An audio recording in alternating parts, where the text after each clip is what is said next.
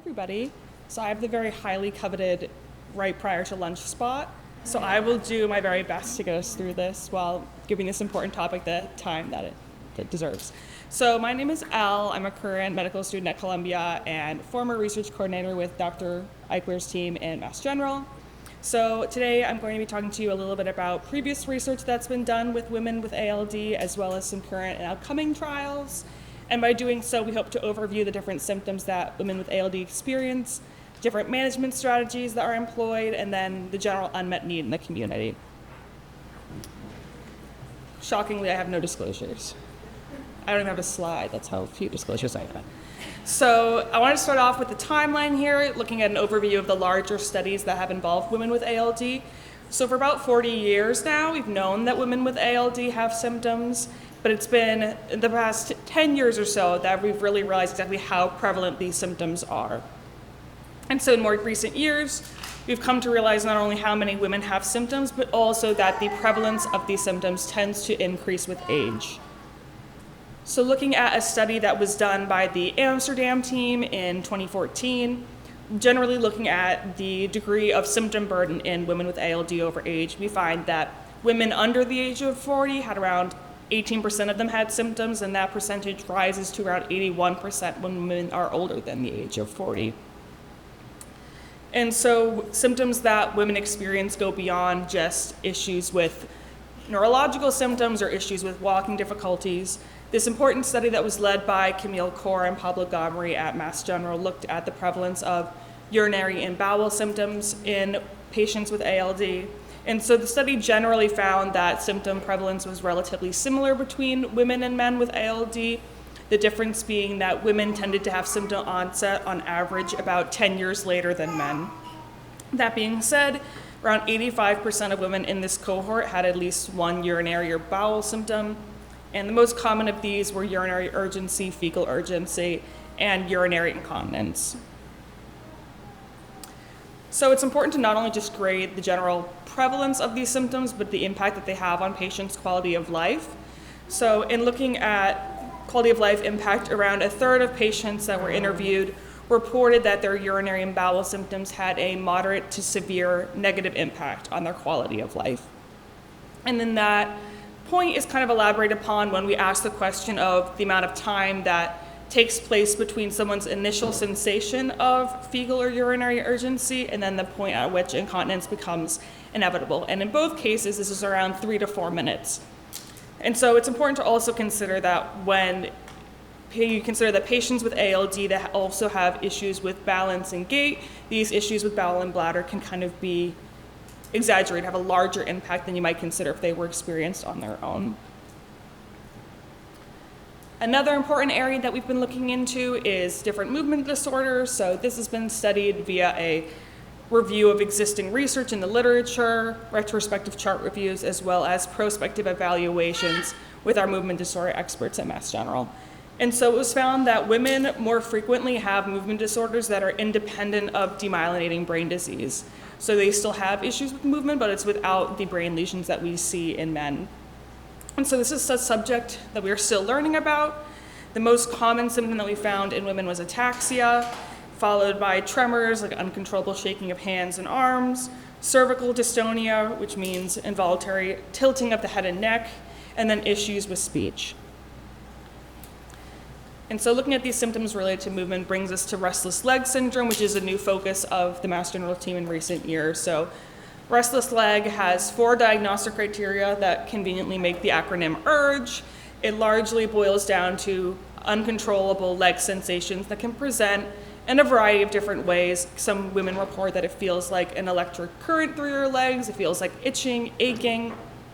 So in interviewing patients with ALD at large, around 40% of adults were found to experience restless leg syndrome.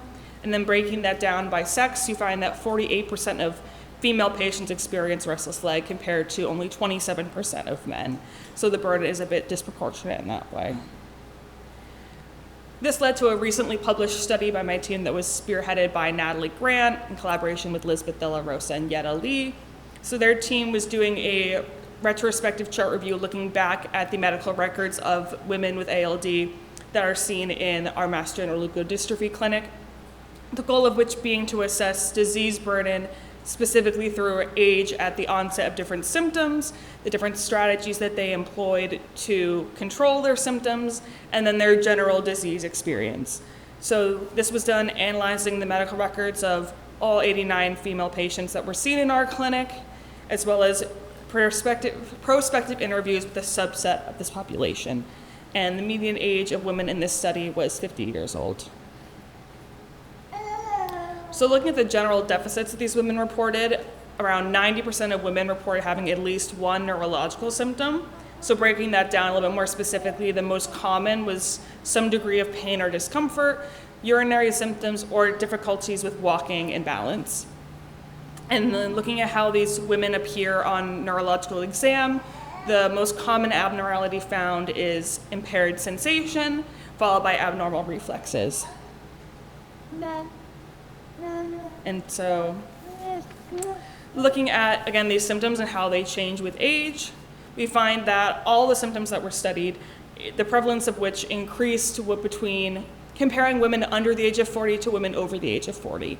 And interestingly enough, the symptoms that had the biggest degree of change in prevalence were those that were also found to be the most common, meaning issues with bladder and issues with walking. And so of all the women interviewed, nearly 100% of women over the age of 60 were found to have an issue with their bladder and or walking difficulty. And then looking at the age of onset for all of these symptoms, all of them tended to appear on average around 40 years of age. So I wanted to take a minute to kind of combine all of these symptoms into a little bit more of a holistic picture of what this means in the disease experience. So around half of the women that were interviewed experienced a history of falls.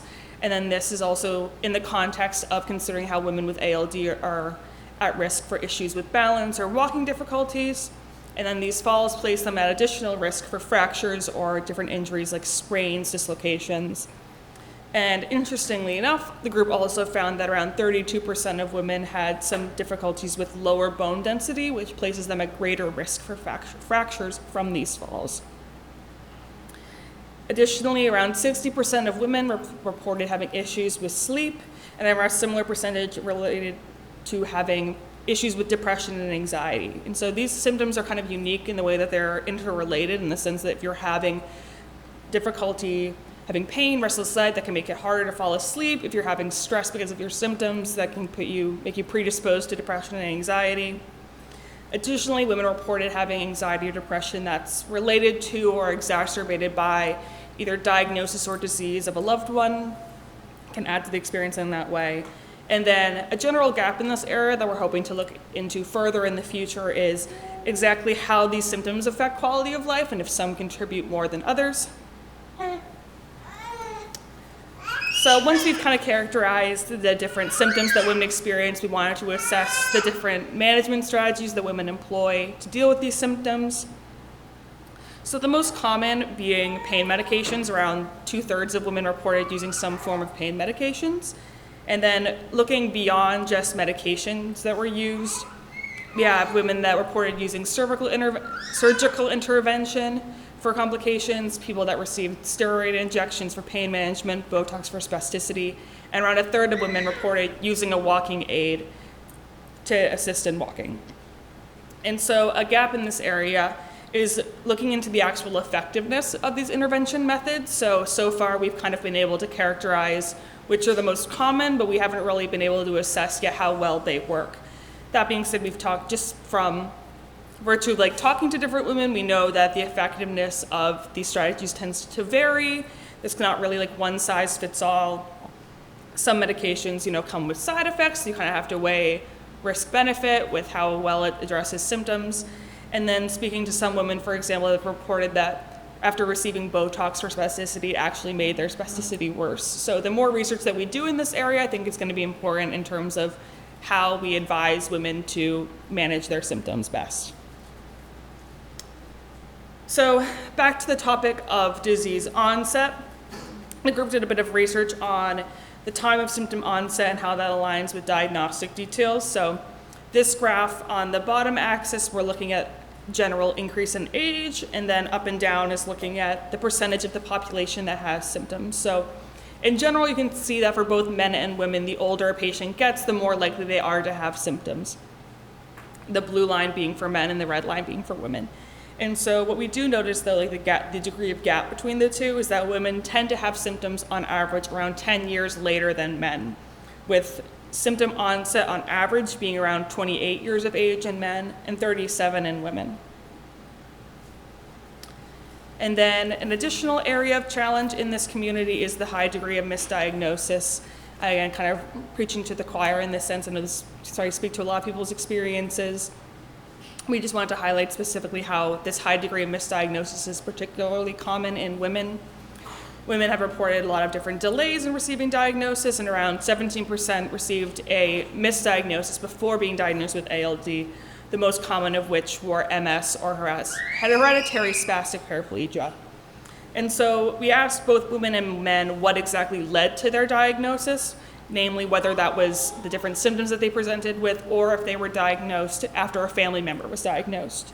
So in men, a little more than half are diagnosed based on screening that's done because they're symptomatic, but this percentage is much lower, around 17% for women, which is interesting considering that around 2/3 of women have been found to have symptoms at the time of their diagnosis, but they're being diagnosed because of these symptoms much less frequently.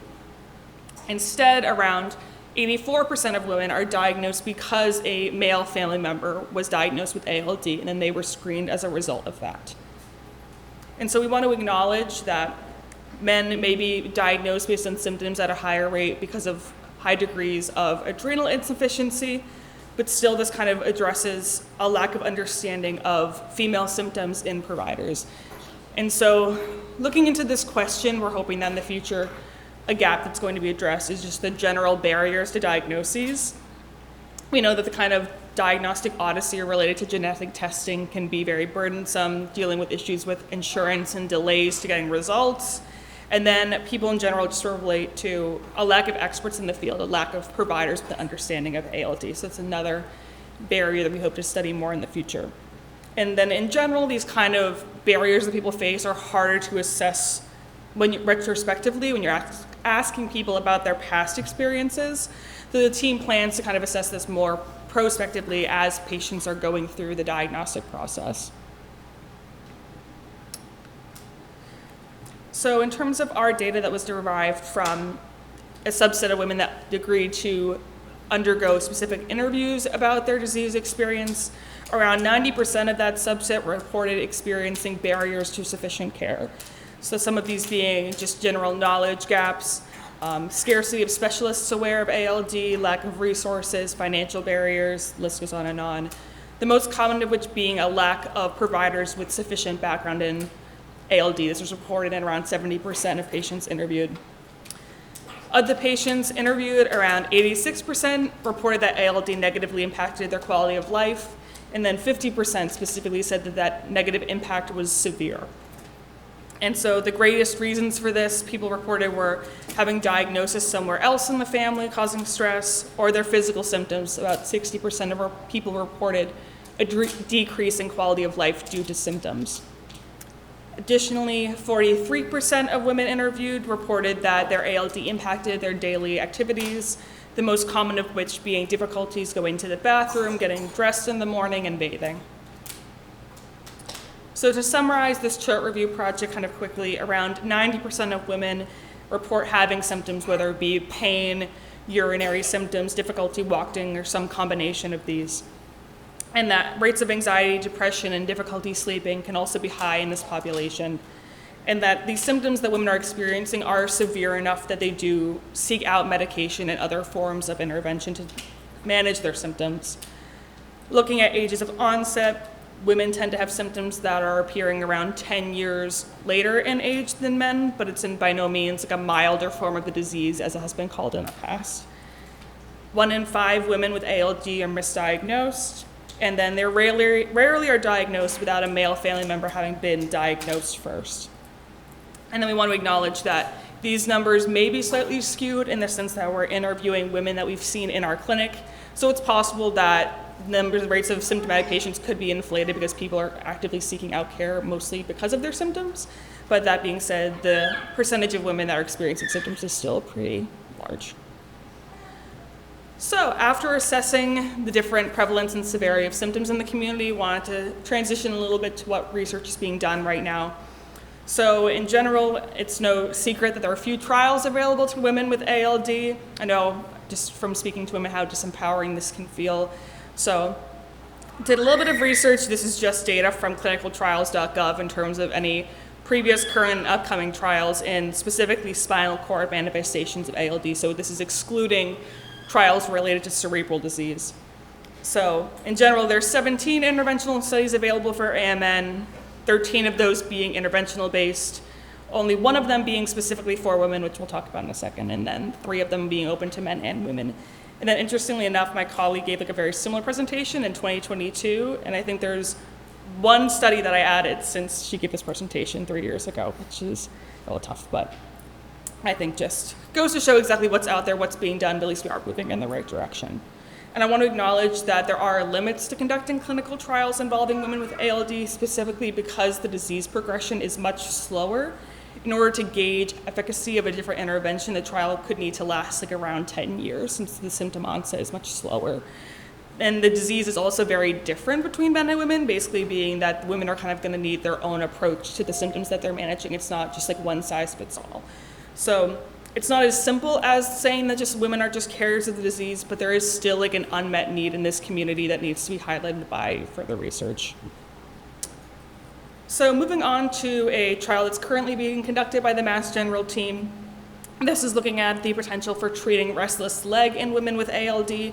It's a joint study done with the Amsterdam team. It's a 2-phase trial. So phase 1 of the trial is observational, interviewing women about their experiences with restless leg and kind of similar symptoms, characterizing what these symptoms are like and identifying how prevalent they are in women with ALD. The group is hoping to enroll about 100 women in this portion of the trial. And then of the women that are in this, a subset that are either interested and or still eligible to participate will move on to the interventional portion of the trial, where they'll be receiving pramipexole, which is an FDA-approved medication for restless leg syndrome, but it hasn't been tested specifically in ALD before, which is what the trial is for. And so of these 24 women, everybody will receive the drug at one point, just the order they are going to receive it in is different. So there's 2 different treatment periods, each being around 60 days. So like the trial that Dr. Fatimi was discussing earlier, it's blinded, so you don't know if you're on the treatment or the placebo, but so you have one period of 60 days, a washout period basically where in case you were on the treatment, you have a week for it to kind of leave your system, and then a week, and then another 60 days following that. So basically let's make sure that every woman gets to have the potential benefit of the drug, even though it's not guaranteed. We're still trying to assess if it's going to be helpful.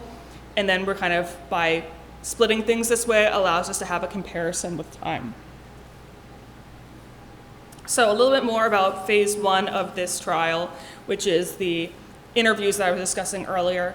So who's eligible? Any woman with ALD that's over the age of 18, doesn't matter if you have symptoms or not, just trying to get a general idea of the prevalence of RLS and related symptoms in these women. What will happen, people conduct up to 3 remote interviews, so you don't need to fly into Boston or the Netherlands.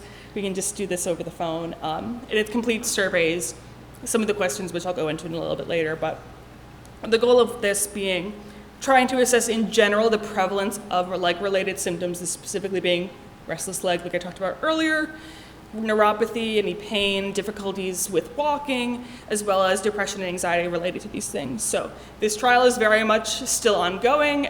The team at Mass General is still recruiting people. The easiest way to get involved is my colleague Ria's email that's here on the slides. I will pause for photographs. They are very excited to talk to you all. So just shooting her an email and saying you're interested, they're happy to set up a screening. And so, like I mentioned earlier, I'll talk about the pramipexole, the interventional phase later, but in order for women to participate in that phase, we need to do the interviews first, just so we can get that important information. Sorry, do we need to go back? We're good. Oh. Okay. So this is some initial data that's come out of the phase 1 interviews, again, very raw, but in terms of when we were asking women about how bad either stiffness or tightness of their muscles, this is relating to basically the prevalence of RLS. Of 88 women that are interviewed, around 61% of participants reported having their severity being somewhat stiff or above that. And then again, you can tell how raw this is by the quality of the graphs, very much from Excel. So specifically asking me about just how much people's ALD has influenced women's ability to run, how much their ALD requires them to concentrate while they're walking. These percentages for women reporting like extreme difficulty with running is around 35%. Women reporting extremely needing to concentrate on walking is around 30%. Again, this is of the cohort of 88 women that we have in the trial so far. And I think one large takeaway here is just the degree of variation in this population and pointing out how the women's experiences are not homogeneous. Everyone doesn't have the same degree or the same severity of symptoms, so that's why research of this type is so important as we're trying to learn more what ALD looks like in women specifically. So this is just an update on how enrollment has gone so far. This is specifically for the Mass General site. The site in the Netherlands has 46 women enrolled so far, but from our cohort, 140 women were contacted. Subset 88 women have already been screened, and 75 have undergone the different interviews and assessments. That 88 is where we're getting that initial data from the past two slides I just showed. And 47 women they're still waiting to get a response from, so there could be people here. But even more reason to email Ria and get involved. And so of that group, 29 of the 75 were reported to have RLS, so that 29, that bucket, is where we're getting the women that are going to be involved in phase 2, which is the portion of the trial with pramipexole. So thus far, we have 9 women that are enrolled, 7 women that have completed like the two-part treatment, and then 2 of whom are still in the progress of trying the treatment. And so, like we mentioned earlier, again, still very much ongoing. We have like the group of, these 29 women are still going to be assessed to see, who's gonna flow down. So it's still ongoing and hoping to have more people participate as time goes on. And this time to recap earlier, our goal is to have 150 women completing phase 1, the interview portion of the trial that's between Mass General and the Netherlands site, and have 24 women participate in phase 2 of the trial. So a little bit more detail about phase 2, who is eligible. Again, women with ALD, the only difference in age from phase 1 is a cap at 75 years of age. Again, you need to participate in phase 1, so we get some important baseline information. Graded to have either moderate or severe RLS, because since the medication is meant to treat RLS, you need to have some degree of symptoms in order for us to assess if those symptoms are going to improve. What's going to happen, like I mentioned earlier, 8-week treatment with pramipexole and 8-week treatment of placebo, though you don't know what order those are going to happen. And then just different neurological examinations and walking tests, sleep assessments to kind of gauge how RLS changes throughout the treatment period. So the goal is determining if pramipexole can significantly reduce RLS symptoms, specifically in the setting of AMN. Like I mentioned earlier, pramipexole is FDA approved to treat RLS, but when you're kind of expanding it into a new demographic of patients, this case being women with ALD, it's still like deemed experimental. So additional data that's been coming out of the phase 1 of the trial, this is just a couple of women's quotes describing their experience taking pramipexole. Some women report, these kind of like miraculous changes, saying that their RLS has not been on their mind. Some women say that their improvement is not as large as maybe they were expecting, and others are really just stressing the importance of trials like this specifically for the community of women with ALD.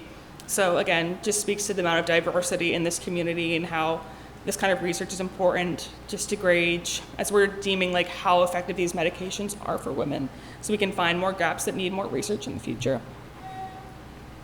So the future is bright for women with ALD, a general summary of what we've talked about today. We think that awareness of the impact of ALD on women is increasing over time. There's more and more professionals that are doing this very important work.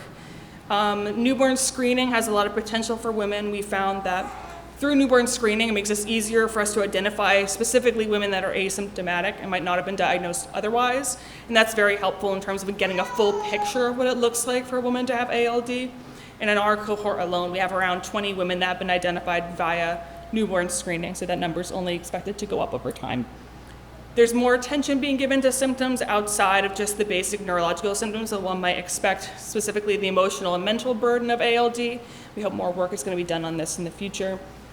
And new trials are springing up all the time. We have this group from Germany specifically that we wanted to shout out that's looking at the impact of lifestyle interventions on women with ALD and how that can assist with walking difficulty. That's just my thank you. Wanted to thank all the other groups that do important work with women with ALD, all of our funding groups, the advocacy groups that work so hard to increase awareness about this important group, and then all the patients that have worked with us and let us into your lives. We really appreciate it. Thanks.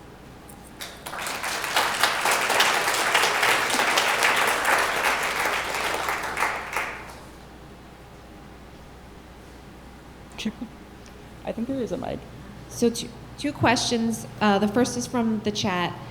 Is there evidence in women of increased rates of painful intercourse? Is that something that came up in these studies? Or? That is a very good question. I don't think it's something that's been assessed yet, but I think given the degree of attention given to sexual dysfunction in men with ALD is also kind of lacking, like the presentation that was given earlier today, talking about issues where we haven't really had new data on testicular dysfunction in like decades. So I think in general, that's a very important area for us to look into, but unfortunately, we don't have any information on it yet.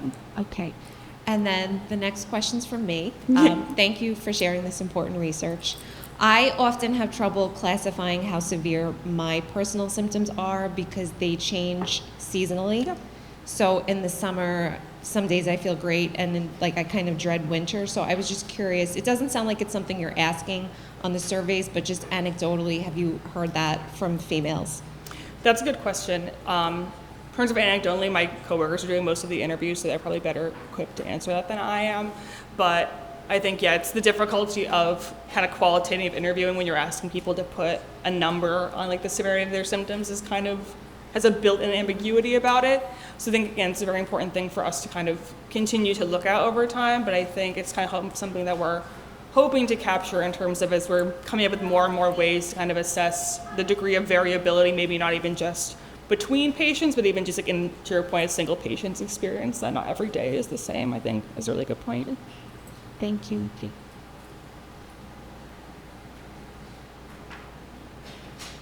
So I understand that this is probably not a forum for me to have a conversation, but do we believe that the newborn screening is showing us that maybe the statistics are skewed a little bit more to the high side as more women are coming into the picture and more data is being known about maybe women who are not symptomatic? Well, in terms of like if we're overestimating the symptom prevalence? Yeah. I think it's hard to say in the sense that we don't know yet, since, I think our cohort is, about at least like 100 women that we've seen that are seen in clinic because they're symptomatic, and then we only have like 20 women that have been identified via newborn screening thus far. And so I think it's kind of, we don't know what we're gonna find. I think that's definitely a possibility. Like I mentioned, if you're starting with women that you're seeing in clinic because they're symptomatic, that makes sense. They're gonna be kind of skewed towards women being symptomatic. But I think that, in the first place, women are really only being diagnosed because of relationship to a male family member anyway. So I feel like it's something we're just gonna have to see with time, but it's a possibility. So whoever has the microphone, I'm happy to. I was just curious, just tagging on to Miranda's question as well. You mentioned the misdiagnosis of things like MS, and MS is known to have a higher incident rate at northern altitudes, further away you are from the equator. Is there any way to assess whether or not there's more severity of symptoms for those patient populations that live in those higher climates?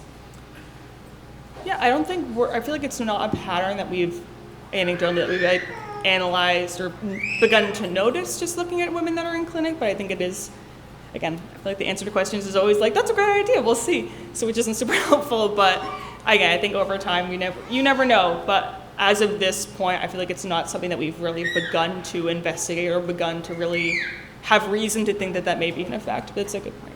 You can bring the mic up here too. I think he's going to go, and then back to you. Whichever. Oh, yeah, you can go first. Sorry. Have you found any correlations between osteoporosis and ALD? And do many women report severe fatigue? I feel like there's a lot of layers to your question. So I think in our cohort that was interviewed, 32% of women experienced osteoporosis. So I think there's additional questions built into that. If it's the ALD causing the osteoporosis or just kind of coincidence, I think like I don't know if it's quite prevalent enough for us to say that there's like the women with ALD have significantly higher risk of osteoporosis. I feel like we're not there yet, but it's definitely a consideration considering how having issues with bone density means that you're at higher risk for more long-term consequences from falls. And then the second part of your question, could you repeat it for me? Sorry. Severe fatigue. Yes, severe fatigue. I'm trying to remember if we asked about fatigue specifically. I do feel like I think it might be kind of grouped into a couple of different symptoms in the sense that I think one of the ways that we kind of often talk about walking difficulties, how long you can walk before getting really tired. So I think it's definitely something that a lot of women with ALD experience. It's pretty common, given especially the additional symptoms that kind of add an extra stressor on like your day-to-day functioning. It makes sense that you're getting tired from all of that as well. But it's definitely something that we see. There's one more, Dan. Yeah, red mic, hear me? Okay. Yeah, that was really great, Natalie. Congrats to you guys on getting that into press. That's a very important contribution, missing piece of the experience here. One thing I just want to suggest is in talking about it, especially to a broad audience, it's important to qualify that this is within your cohort. So when you say like 90% of women get this, I would qualify that by saying 90% of the people we saw in our cohort reported this. The reason is, as someone pointed out, that as more people from newborn screening or a broader population who are not automatically self-referring to a clinic,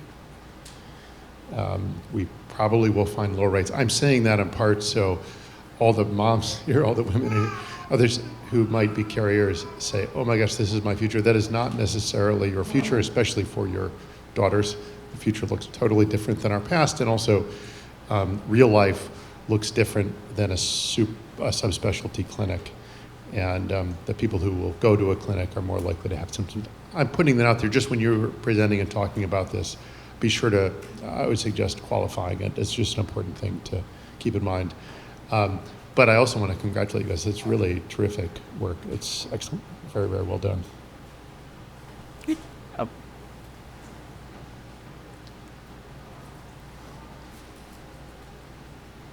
Yeah, I think I second Keith, and I think I have some data that I want to just mention of great. prior studies that I think he did a great job. I think we need to just go into the history here too. So there was a publication in 1991, before you were born, by Hugo Moser and Saku Naidu, where they looked at 60 adult females attending the United Leukodystrophy Foundation. So again, a highly skewed population because if you know what you have, you're more likely to show up at a conference. If you don't know what you don't have or what you do have, you just don't know, and so therefore this goes back to the number. In that conference meeting, 53% of those who of the women had neurological symptoms.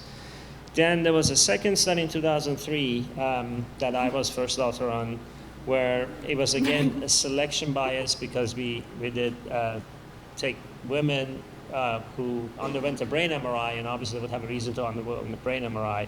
And there were 76 females, 83% recorded the study. So you see that skewing here, what's happening, right?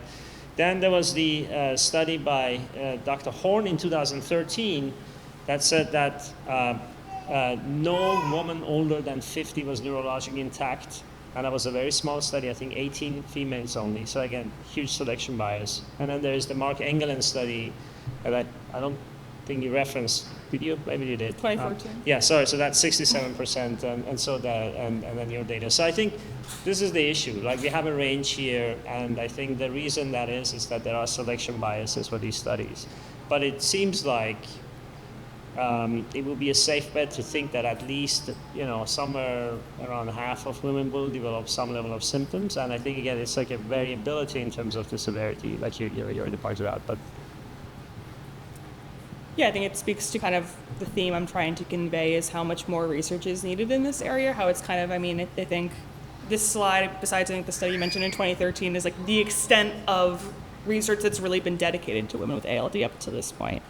And I think that even maybe, I think this trial that we're mentioning, these interviews that we're conducting, I think the goal of which being we're shooting to have around 150 women, which I think is a much larger sample size than most of these other studies that have been done thus far. So hopefully that's very promising. And to his point earlier, as we're having hopefully more and more women that are asymptomatic identified on newborn screening, I think our data is only going to become a better and better reflection of the true prevalence of different symptoms in women with ALD. And so our main kind of takeaway at the point of this point is just kind of, I think, that we're heading in the right direction, that the fact that we've been having this conversation, I think, is an indication that things are moving in the right direction and awareness is increasing, even if we have more questions that we're looking to investigate. One more? I don't need them. Great. Sorry, you don't get a choice.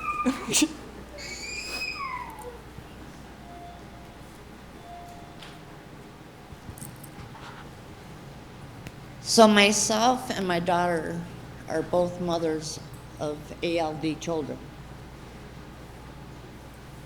At some point in time, is there going to be a automatic testing if the child is found to have ALD for the mother to be tested automatically?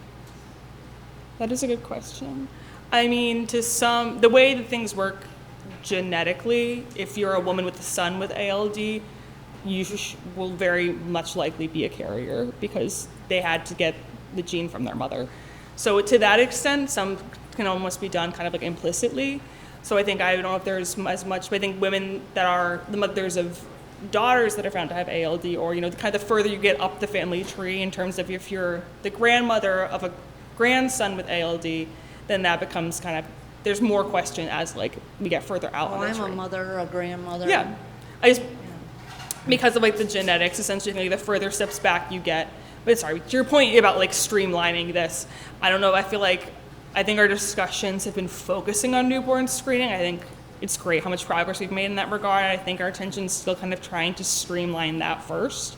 But I think you raise a very good point that in terms of the kind of different, I think doing more research in characterizing exactly what symptoms look like in women, I think will kind of bolster that argument in the sense that the more we know about what disease looks like in women, that kind of can kind of point people in the direction of if kind of, again, automatic testing, to your point, is required. I mean, without the testing, which I'm trying to jump through hoops right now Yes. so I can get tested, is it old age or is Yeah. it ALD? That's my problem right now.